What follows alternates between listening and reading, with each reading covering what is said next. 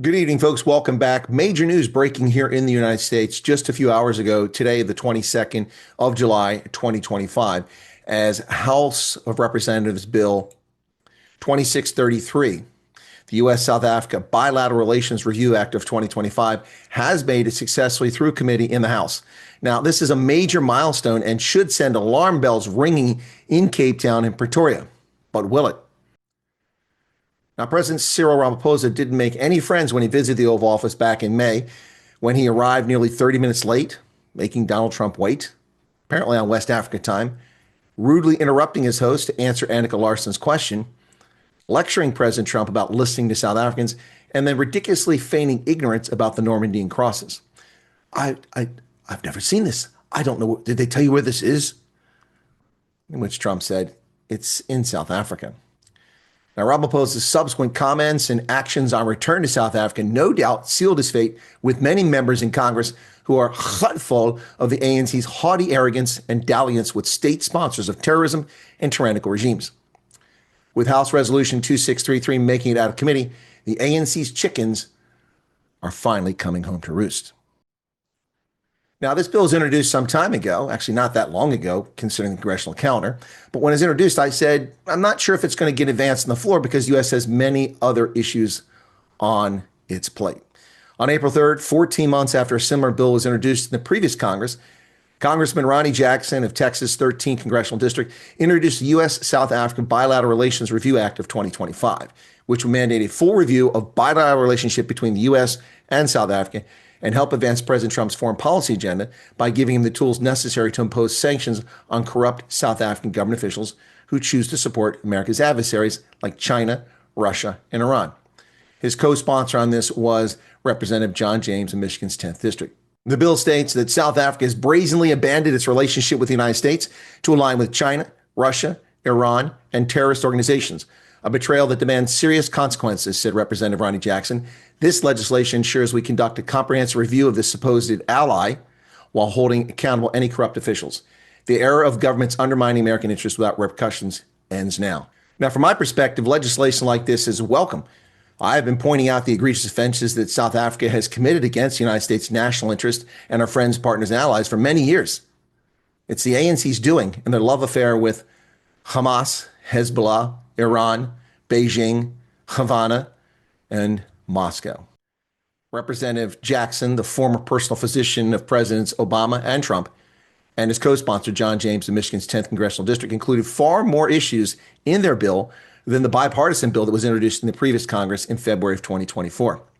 Chief among the concerns is a pattern of egregious conduct by the African National Congress, specifically anti-Semitic, anti-Israel related statements and actions. Their detailed list included 14 allegations, including threats to arrest South Africans, appointing Ibrahim Rasool, and the ANC Gauteng's efforts to rename Sandton Drive after an Arab terrorist, a direct and intentional affront to the dignity of freedom-loving people the world over. South African government ANC's close relations with the Russian Federation, chief among their complaints here, are the Lady R incident, where Pretoria ignored our polite diplomatic requests for information for over 5 months, and also conducting a naval exercise with the Russian Federation while it was illegally attacking Ukraine.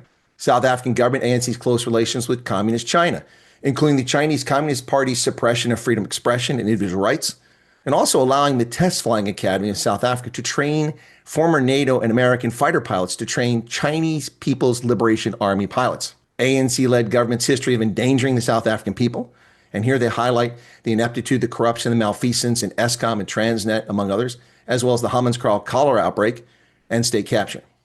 And finally, the appointment of a known Trump hater, rushing that known Trump hater, Ibrahim Rasool, to be credentialed by the Biden regime just days before Trump took office. A man who then spewed racist insults at President Trump and Americans as a sitting ambassador. So with the bill out of committee, what happens next? Well, it'll be placed on the calendar, which Republicans control. Mike Johnson's responsible for that. Then there'll be a floor debate and any amendments. The House will vote. The Republicans have the votes to pass this. Some Democrats will join them. A lot of Democrats are also hurtful at the ANC and its arrogance, especially the Black Congressional Caucus. It'll go to the Senate for consideration. Assuming there are no changes or markups and they have identical versions, then it goes to the president for signature after they vote on it. But if the Senate changes it, it has to go back to the House. They have to re-vote on it. Now, folks, given the palpable anger in Washington, D.C., and the exasperation amongst the Trump officials and Congress with the government of national unity not engaging the U.S. on the reciprocal tariffs, this bill could move very fast in Congress. Republicans control the calendar and the agenda on the floor of the House, and they also control the Senate. Now, for those hoping to see the ANC be punished, this is a happy day. For those who held out hope in 1994 that South Africa was on the path of liberty and justice, only to see it slide into rampant corruption, patronage, state-enforced racism, ineptitude, and incompetence, this is in fact a very sad day. Will the United States sanction South Africa? We'll find out in the coming weeks and months, perhaps sooner rather than later. But no doubt the ANC and South Africa's corrupt captured media will characterize this as racist, even though one of the co-sponsors is black. It's not racist. It's trying to hold a government which has flagrantly insulted and undermined the interests of the United States accountable. This in the face of the United States having given South Africa $8.1 billion to fight HIV over the past 22 years. This despite the United States averaging approximately $500 million annual bilateral assistance to help South Africans grow their economy, deal with gender-based violence, improve trade, fix agriculture, and deal with the so-called climate change. This despite the United States sponsoring and backing ANC efforts to weasel money out of the International Monetary Fund, the World Bank, the African Development Bank, and other international fora.